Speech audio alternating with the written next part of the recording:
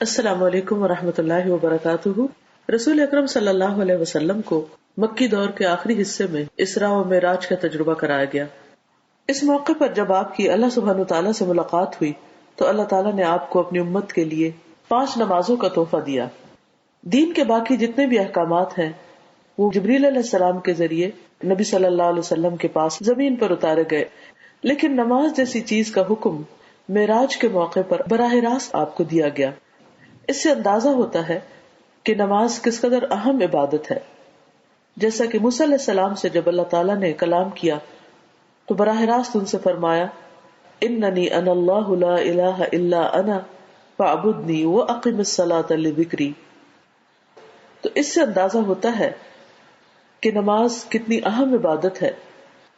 بندے کو اللہ کے قریب کرنے والی، بلندیوں تک پہنچانے والی بھی یہی چیز ہے۔ بندہ سجدے میں سب سے زیادہ اپنے رب کے قریب ہوتا ہے۔ معراج کا سفر بھی نماز سے شروع ہوا۔ مسجد اقصی میں آپ صلی اللہ علیہ وسلم نے دیگر انبیاء کی امامت کرائی۔ آج بھی اگر ہم یہ چاہتے ہیں کہ ہم اللہ تعالیٰ کی نگاہوں میں بلند مقام حاصل کر سکیں تو یہ نماز کے بغیر ممکن نہیں۔ اللہ تعالیٰ سے دعا ہے کہ وہ ہمیں بہترین طریقے سے اپنی عبادت کی توفیق دے اور ہمیں اپنا قرب نصیب فرمائے، اپنی محبت سے نوازے۔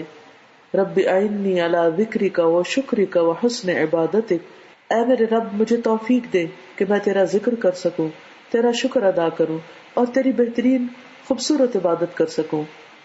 السلام علیکم ورحمۃ اللہ وبرکاتہ۔